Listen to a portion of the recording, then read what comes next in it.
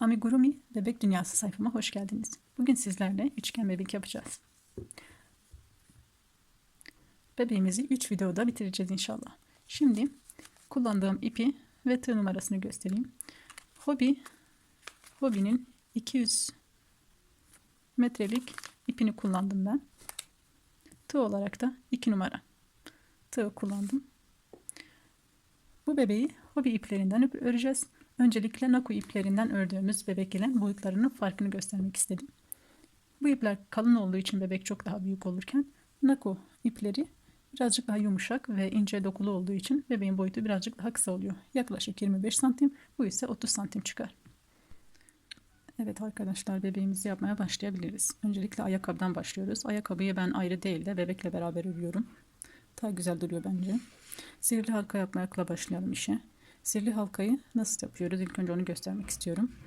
İşaret parmağımıza doluyoruz. Alttan geçirip şuradaki ipi çekip buradan çıkarıyoruz. Ve sonradan yukarıdan bir ip çekip içinden geçiriyoruz. Burada ben diğer parmağıma geçiyorum. Daha rahat oluyor. Orta parmağıma alıyorum ipi. Sonra yine alttan geçiyorum. Ve yine oradaki ipi çekip bu sefer ikisinin içinden geçiriyorum ve bu bir oluyor. Bu şekilde 5 tane daha yapacağız. Bu 2 oldu. Şu şekilde. 3 4 5 1 2 3 4 5 5 yaptıktan sonra çekip biraz sıkıştırıyoruz. Uçlarını birleştirmek için ve 6 yapıyoruz. 6 yaptıktan sonra iyice ipi çekip uçlarını birleştiriyoruz ve şu şekilde altılı sihirli halka oluşuyor. Burada yeri kaybetmemek için başlangıç yerine yer belirleyici de takabilirsiniz metal olanlardan. Ben ip tercih ediyorum. Daha rahat oluyor. Farklı bir renkte aynı ipten, sadece inceltilmiş ki boşluk oluşturmasın. Şu şekilde şimdi her bir ilmeğe, gördüğünüz her bir deliğe 2 defa batacağız. Şu şekilde 12'ye çıkaracağız bunu. 1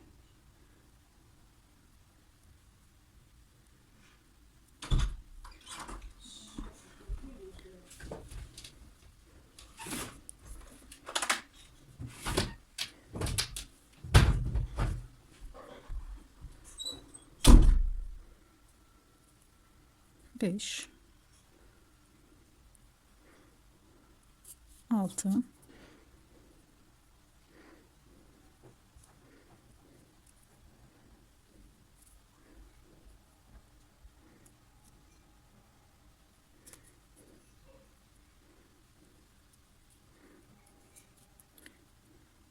8 9 bu 10 11 ve 12. Benim iplerim biraz sert olduğu için yapmakta biraz zorlanıyorum.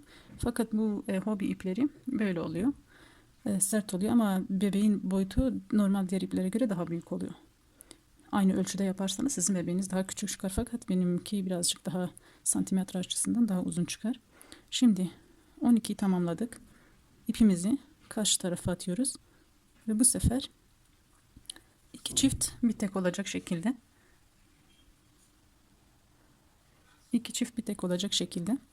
18'i çıkarıyoruz. Buradan batıyoruz. 1 2 çift yan deliğe bir tane, bir tek.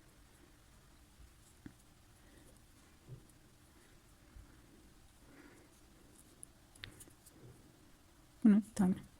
6 oldu. Matematik hesabı gibi düşünün mesela. 1 2 3 4 5 6 3 6 9 gibi artıyor. 6 sihirli halka yaptığımız için 6'dan hesaplarsak 18'e direkt çıkıyor. Bu şekilde daha kolay oluyor yapılması. Evet, 3 6 7 8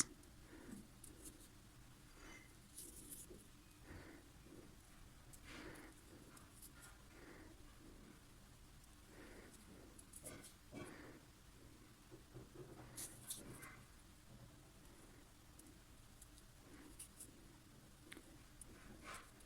13,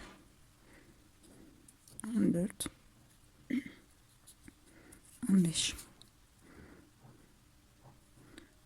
Şuraya da 2 batıp 16, 17. Son ilmeğe de bir tek batıp 18'i tamamladık. 18'i tamamladık. Şimdi 24'e çıkaracağız bunu. 2 çift 2 tek yapacağız.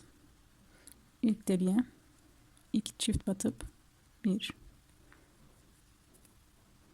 2, 3,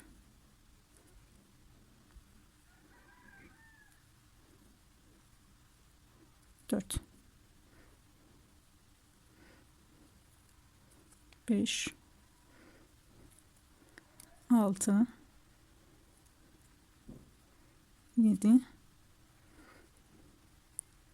8. Sayıyla yapmamın nedeni hani 2 çift bir 2 tek şeklinde gitmeyip de sayıyla gitmemin nedeni hem saymış oluyorum hem de dediğim gibi altılı tabanda 4 de yaparsak 4. sırada 6, 12, 18, 20 6, 12, 18, 24 oluyor direkt. Onun için daha rahat oluyor sayması. Matematik hesabı gibi düşünürsek daha kolay olur. Şimdi ben bu sırayı tamamlayıp 24'e tamamlayacağım ve 5. sırada ise düz 24 devam edeceğim. Bu şekilde bir kısmını bitirmiş olacağız. Evet, 24'e tamamladık. Sıramızı bitirdik. Şimdi ipimizi bu tarafa alıyoruz. Ve şimdi 8 tek 4 azalt, 4 üst üste azalt yapacağız. Bebeğin ayak şeklini vermek için, ayakkabı şeklini vermek için. Şimdi buradaki ilmeğe bir batıyoruz. 8 tek 1, 2,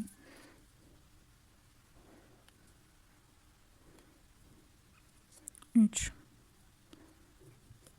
4, 5, 6, 7, 8. 8 tek yaptıktan sonra 4 defa üst üste azaltma yapıp bebeğin ayakkabı şeklini vereceğiz dediğim gibi.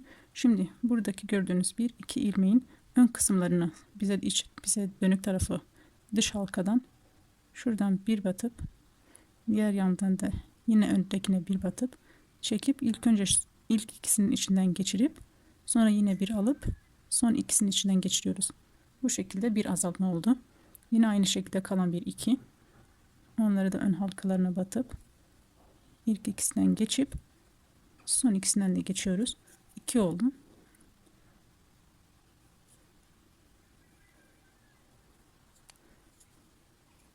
Üç ve bu da sonuncu. Bu da 4. Bu şekilde bir daralma oldu. Şimdi kalan yine 8 tane kalıyor. 8. Buradan da 4 daha 12. Burada kalan 8'den 20'ye düşürdük. Kalan 8'i de tamamlayıp diğer sıraya geçeceğiz inşallah. 2,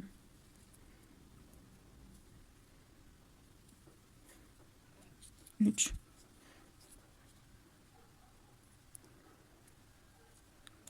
4,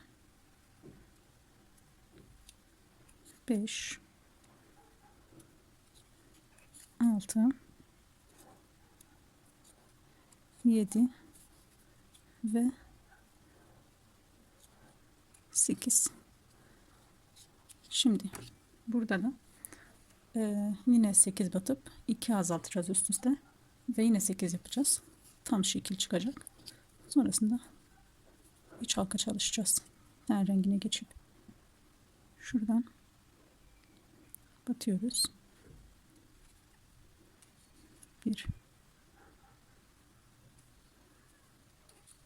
2,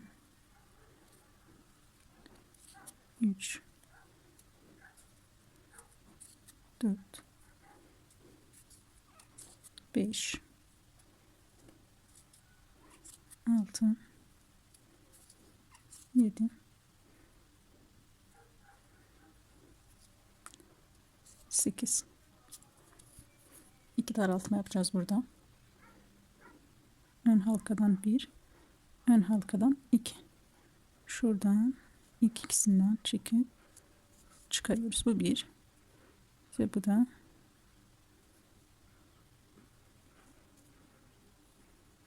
iki. Kalan 8'de tamamlıyoruz. 1 2 3 4 5 6 7 ve 8. Şimdi 8'i battık. Yine çıkaracağım ben. Göstermek amaçlı. 8'i yaptık. Şimdi ten rengine burada geçip iç halka çalışacağız. Şuradaki ara ipini de çıkarayım. Zaten ten rengine geçeceğimiz için şurada bir boşluk oluşuyor. İpe de pek gerek kalmıyor. Ten rengimizi alalım.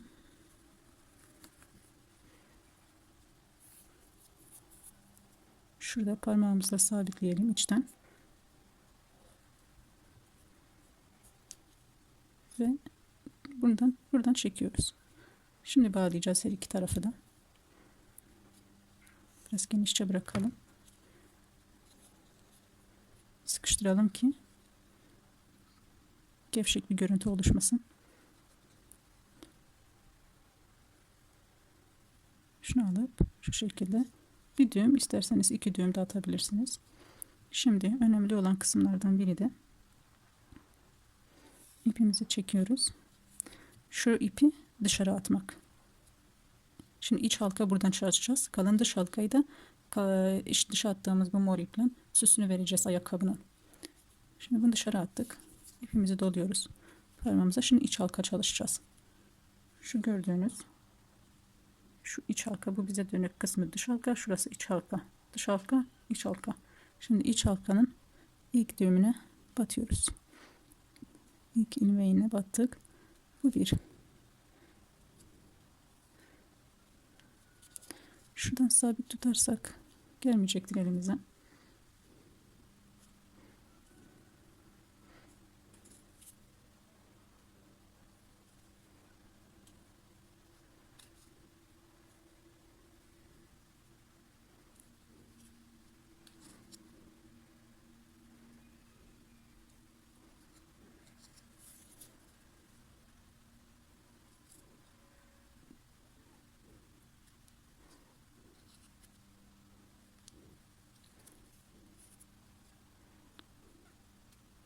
Şu şekilde ben iç halkayı bitireceğim. Evet arkadaşlar, iç halkayı bitirdim. Şimdi burada sık iğne yaparak 6 tek 3 azat yapıp yine 6 kalan 6 tek yapıp 15'i düşüreceğiz. Yine ayakkabının içinden ayağın bitiş kısmı gibi düşünün. Uzantısı gibi. 1 2 3 4 5 ve 6. Şimdi burada üst üste 3 azalt yapacağız. Yine ön halkadan ve buradaki ikinci ön halkadan çekip içten geçirip bir ip çekip son ikisinden çıkıp bu şekilde bir azaltma yaptık. Yine aynı şekilde.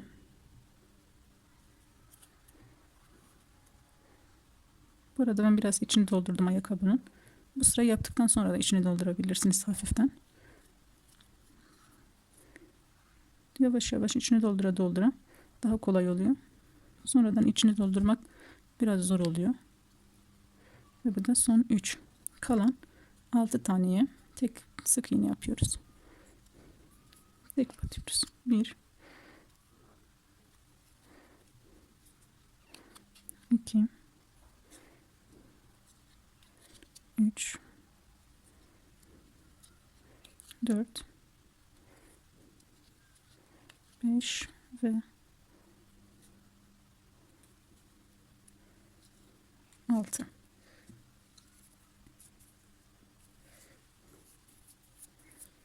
Şimdi Diğer sıraya yine 6 tek, 3 azalt ve kalan 5 tek olacak. Bu şekilde 12'ye düşürüyoruz. 1 5 tek yapacağız. Yanlış söyledim. 2 3 4 5 tek yapacağız. 6 tek önceki sıraydı. 5. Şimdi yine 3 azalt yapıp 4 tek yapacağız en sonradan.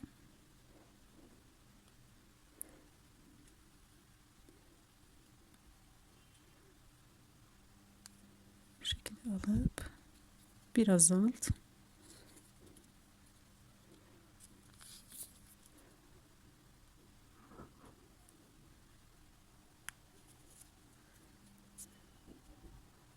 Daraltma olduğu için yapmakta biraz zorlanıyoruz.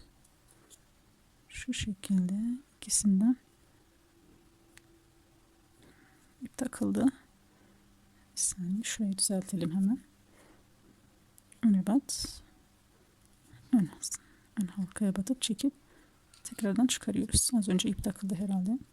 Bu da 2 ve bu da 3. sıra.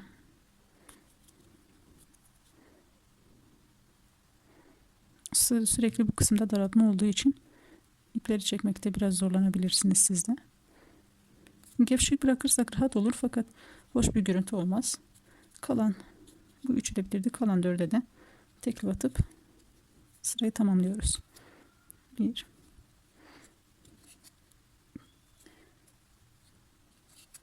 3 ve 4. Yani artık yer belirleyicisine gerek kalmadığını düşünüyorum. Çünkü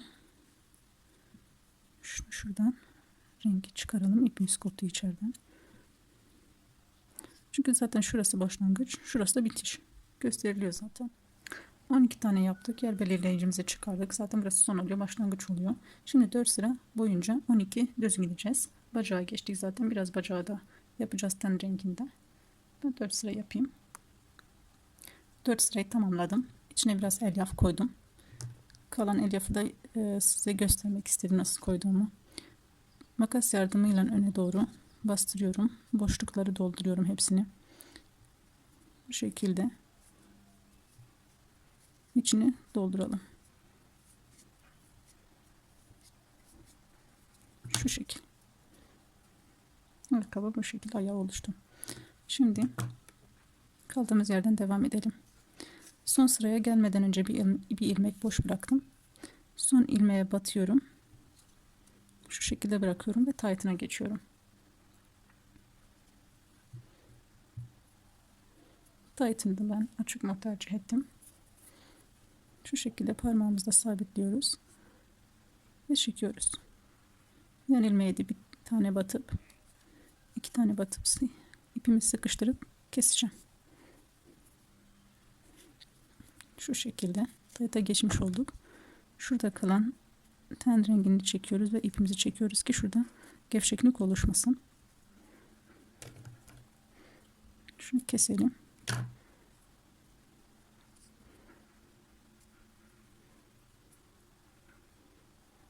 Buradan düğüm atıp sabitliyoruz. Ve bunu da şu şekilde içe doğru atarsak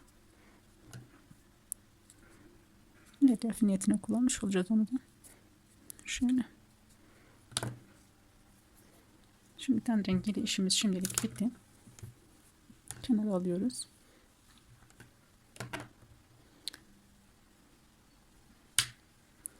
Evet arkadaşlar. Şimdi taytına geçmeden önce ayakkabısını tamamlayıp bitirelim. Aslında taytı bitirdikten sonra ayakkabıyı yapmak daha rahat olacaktır. Taytımıza devam edelim. Şu şekilde 12 devam edeceğiz. Zaten 2 batmıştık. 3 oldu. 4. Yine aynı şekilde hiçbir artırma yapmadan düz bacak şeklinde devam ediyoruz. Ta ki 15 sıra yapana kadar. 15 sıra yaptıktan sonra uçlarını birleştireceğiz. Şimdi yavaş yavaş 15 sıra yapacağız ve yavaş yavaş içini dolduracağız ki bacak şekli dışarı oluşsun. Bacağını tam oluşturmuş olalım. Şuradaki ip elimin altına giriyor. Bunu birazcık daha içe batıralım ki tığa takılmasın. Yapımı zor oluyor bu şekilde. İçten ip geldiği zaman.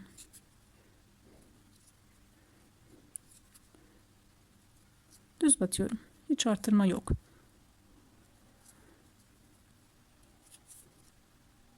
Şu şekilde 15 sıra yapacağım ve içini doldura doldura, tabii hepsini yapıp içini doldurmaya kalksanız çok zor olur.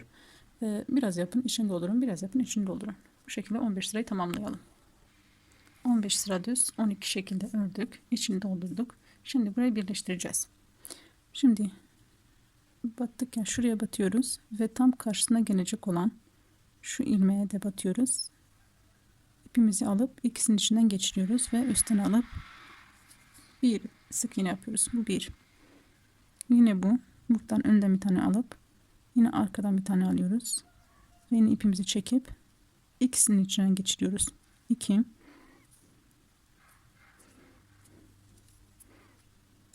3.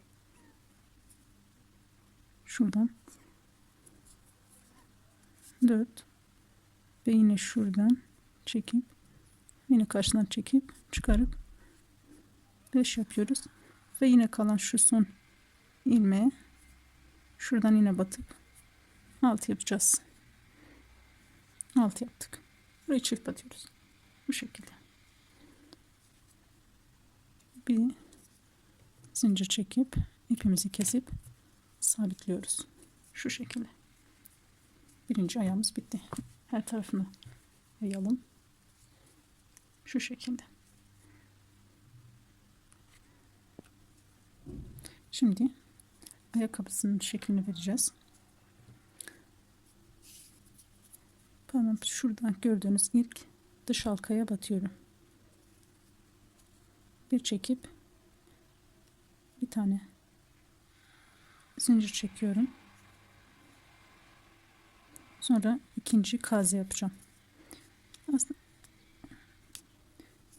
baştan alalım. Şuradan çıkarıp bu şekilde bırakıyoruz bunu. Kaze yapmayacağız. İkinciye kaze yapacağız. Şuradan yine geçirip bir alıp şöyle çıkarıp bunu da bunun içinden geçirdiğimiz zaman kaze oluyor. Yine ikinci ilmeğe batıyoruz. İpimizi doluyoruz. Çekiyoruz ve diğer ilmeğin içinden geçiyoruz. Bu şekilde tüm ayakkabının etrafına şekil vereceğiz. Siz sık iğne de yapabilirsiniz. Daha gevşek duruyor. Ben kaze tercih ediyorum.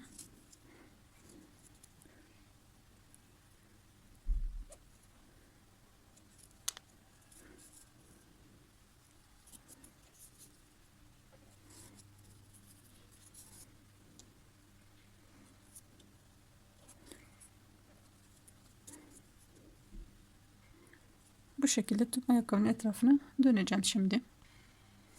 Evet, son ilmeğe kadar geldim. Şimdi yaklaşık 15-16 tane zincir çekeceğiz. Ayakkabının etrafını dönmek için.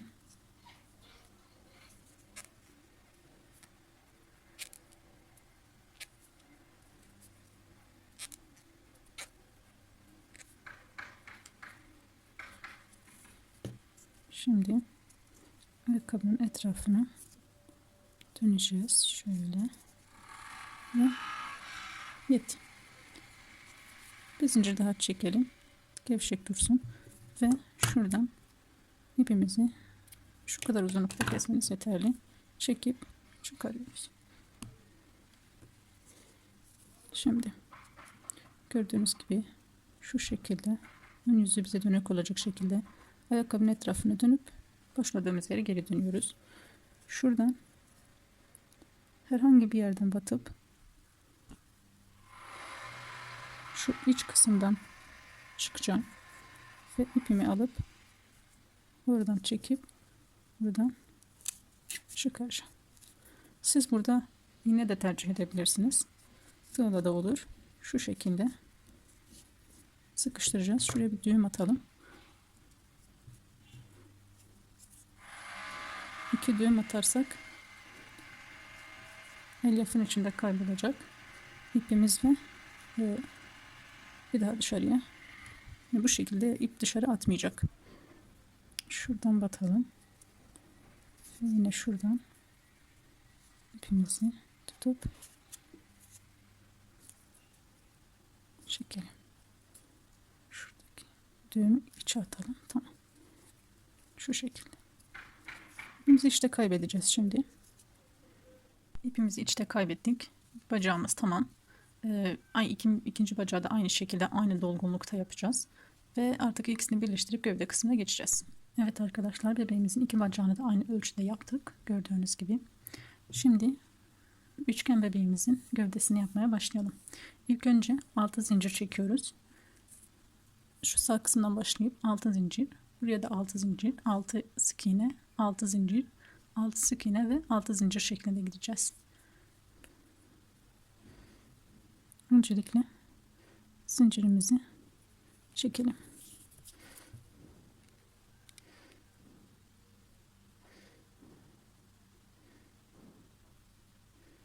Bir, 2, 3, 4, 5 ve 6. 6 zincirimizi çektikten sonra birinci bacağımızı alıyoruz. Bize dönük olacak şekilde olması lazım.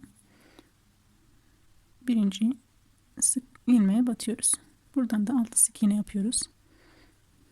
1, 2, 3, 4, 5 ve 6. Şimdi araya 6 tane zincir çekiyoruz. 1, 2, 3, 4, 5 ve 6. Şimdi ikinci bacağı alıyoruz. Bu da yüzü bize dönük olacak şekilde. Bunu da 6 sık iğne yapıyoruz. Her ilmeğe batıyoruz. 6 tane yapmıştık.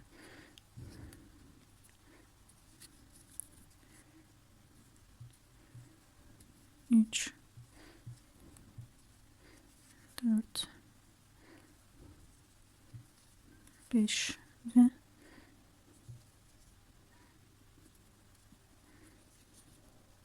6. Yine 6 zincir çekeceğiz buradan. 1, 2, 3, 4, 5 ve 6 zincir çekiyoruz. Şimdi ters çeviriyoruz. Geri döneceğiz buradan. Şu ilmeklerin bize dönük olan kısmına, yani şuralara batacağız ve 29 sıra ikinciye batıp 29 ilmek düz gideceğiz. Bebeğin en zor kısmı burası. Biraz uğraştırıcı.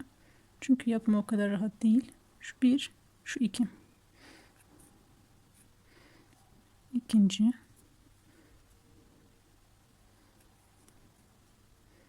Batıyoruz. Bize dönük olan kısmı. Şu şekilde. Bize dönük olan kısmı. Yani şuraya.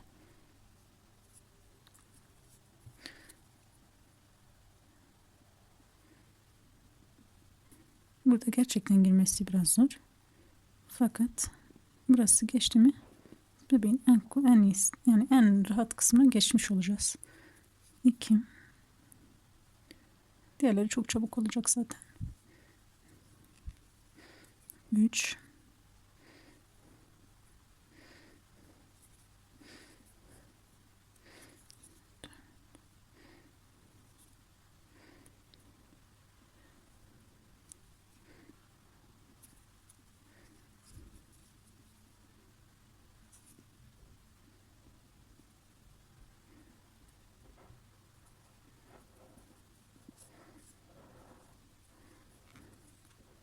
'Şimdi şu şekilde hep bize dönük olan kısmına batıp sonuna kadar bebek de dönüyor. Bu arada dikkat edin, bacak döndüğü için hep düzeltin ve hep bize dönük olan kısmına batıp 29 ilmek çekelim. 29 ilmeği battık. Şimdi ters çevirip şurada bu ipi, arta kalan ipi içe katıyoruz. İçte kalsın. Şimdi şurada geriye kalan diğer ilmeği, yani biz bir yarısını alıp bir yarısını bırakmıştık. Şimdi geriye kalan şu gördüğünüz ilmekleri batacağız en başa kadar. Şunu içe aldık. 1 2 3 4 5 6 ve bu oluyor. 6. bu. Şimdi buna batıp düz sık iğne yapıyoruz. Arta kalan ipi içe attığımız için artık şurada bir ip görüntüsü olmayacaktır.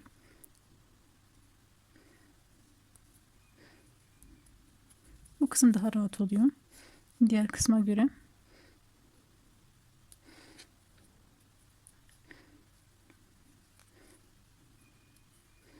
Dört,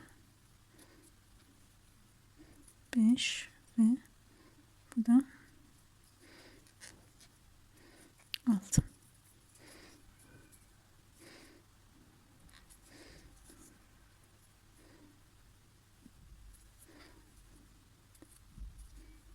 Yediğim şurada.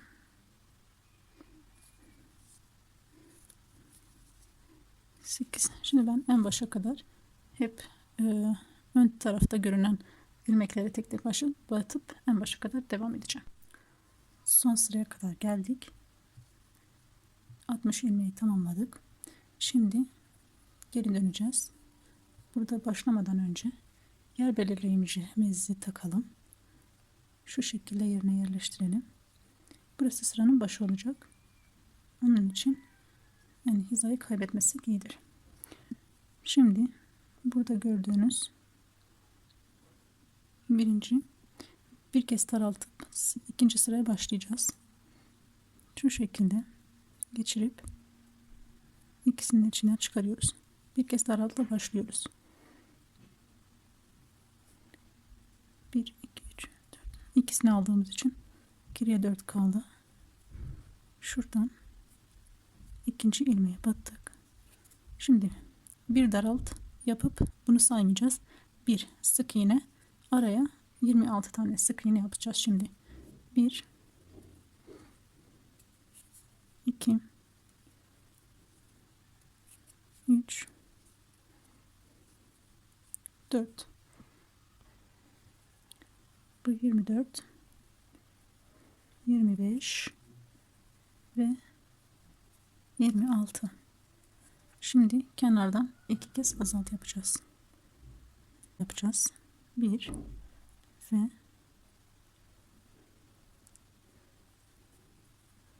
2 kez daralt yaptık. Şurası bebeğin tam üçgen kısmını oluşturan kenar. Şimdi 26 tane sık iğne yapıp en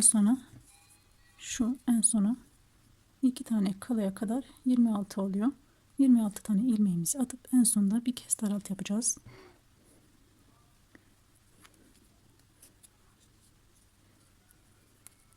Şimdi en başa kadar sık iğne devam edeceğim. Şimdi en sona kadar geldim. 2 ilmek kaldı. Bu son 2 ilmeği de daraltacağız.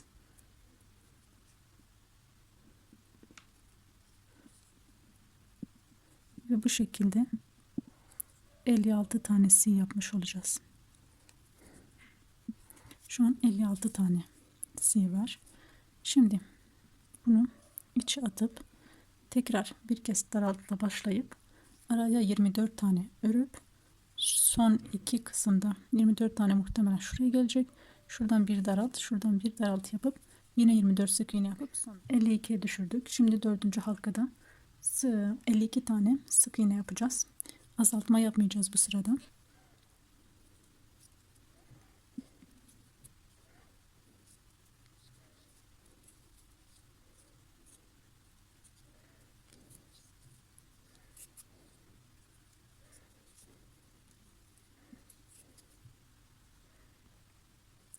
Dördüncü halkayı düz ördük. Şimdi 5. halkaya geçeceğiz. 5. halkaya geçeceğiz ve 48'e düşüreceğiz. Şimdi sondan her seferinde baştan 2 azalt. Şuralardan da baştan 1 azalt. Bu üçgenin diğer köşesinden de 2 azalt. Ve sondan da 1 azaltıyoruz. Yine şuradan 2 azalt. Şuradan 2 azalt olacak şekilde.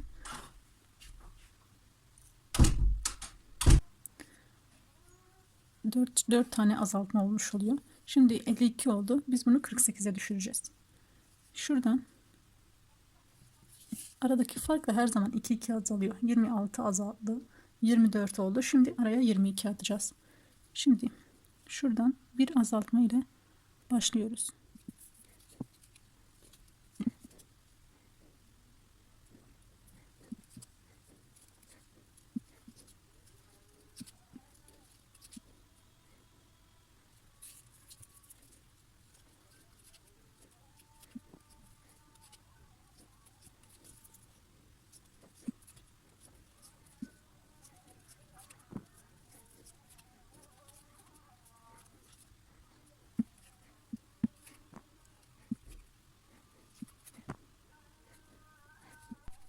İpimizi karşıya aldık. Bir daraltı ile başlayıp araya 20 tanesi çekip sonra 2 daraltı yapıp sonra 20'si çekip bir daraltı yapıp 44'e indireceğiz.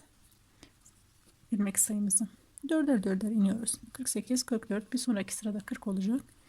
Şimdi bir daraltı ile başlıyoruz. Bir daraltı ile başladık. Araya 20'si çekiyoruz. 20'si çekeceğiz. Şuralara kadar geliyor, diğer köşeye kadar. Buradan 2 azaltıp tekrar 20'si çekip son kalan 2 ilmeği de daraltıp bu sıramızı da tamamlayacağız. Bu sıramızı da tamamladıktan sonra bir sonraki sırayı yine 44'si hiç eksiltme olmadan tamamlayacağız. Bir sıra şu an bunu 44'e indireceğiz. Bir sonraki sırayı da hiç azaltma olmadan 44 yapacağız. Şimdi her bir sırada 4'er 4'er azaltma yaptık. Burası 60'tı. 4 indirdik 56'ya. Bir sıra 56'dan yine indirdik 52. Bir sıra 52 yaptık. Bir sıra 52 yaptık. Ondan sonra 48'e düştük. Bir sıra 48 yaptık. 44'e düştük. Bir sıra 44. 40'a düştük. Bir sıra 40. 36 yaptık. Bir sıra 36. Bu şekilde. Bu şekilde tamamladık. Şimdi 5'si bir azalt yapıp 31'e düşeceğiz. 5'lik bir azalt.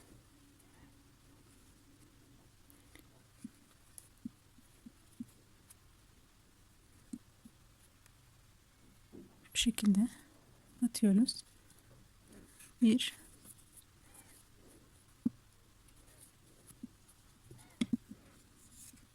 2 3 4 5 tek bir azalt. Yine 5 tek bir azalt şeklinde sıra sonuna kadar devam edeceğiz bu şekilde. 5 tek ve bir azalt yapıyoruz. Sonda bir ilmek tek kalıyor. Onu da tek batıyoruz. Bu şekilde 31'e tamamlamış olduk.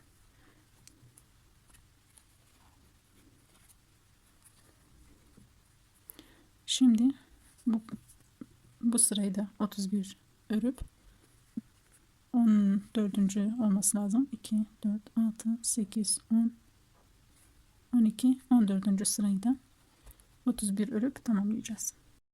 Sıramızı tamamladık. Şimdi 9'si bir azalt yapacağız. 1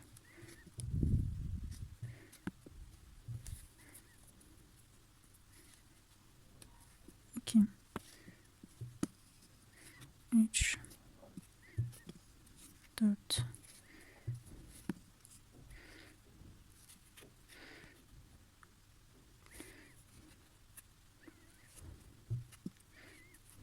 5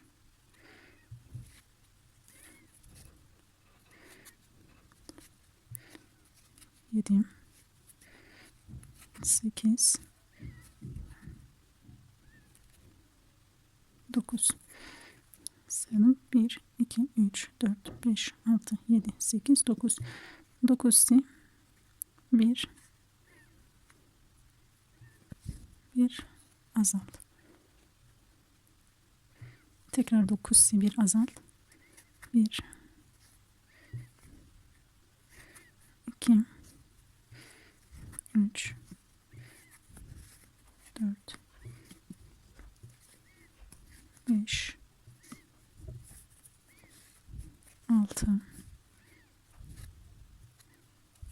7, 8, 9 sil, 1 azalt. 9, 10, 20, geriye kalan 1, 2, 3, 4, 5, 6, 7, 8, 9 tane kaldı. Şimdi 7'si bir azalt yapacağız. 1,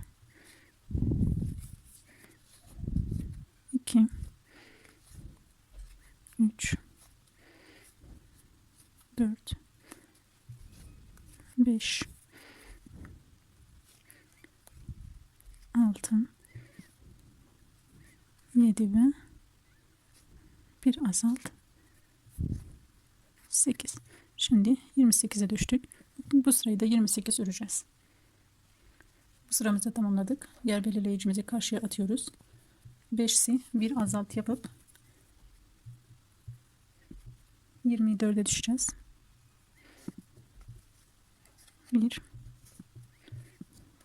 2, 3, 4, 5, 1 azalt.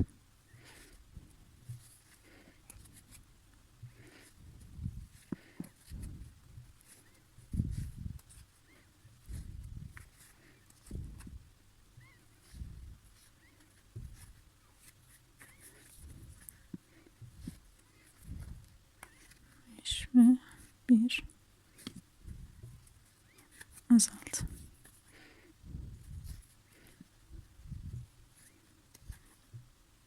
Bu sırayı da tamamladık. Üçgenimiz hemen hemen bitmek üzere.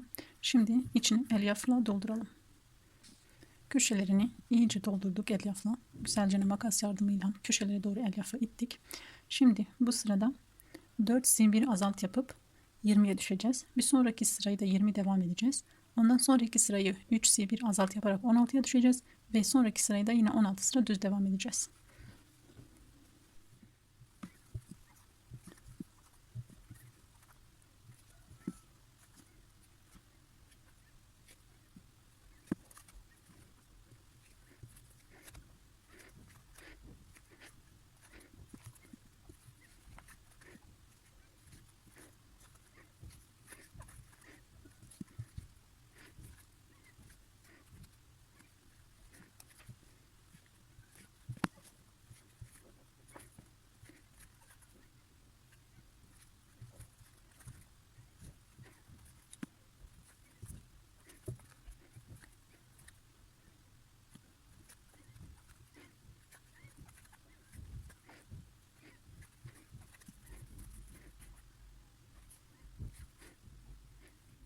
Tüm sıralarımızı tamamladık. Bebeğimizin içini elyafla doldurduk. Tüm köşelerini eşit bir şekilde dağıtmaya çalıştık. Şimdi buradan ipimizi biraz uzun kesip baş kısmına geçeceğiz. Şu an bebeğin ayakları ve gövdesi tamam.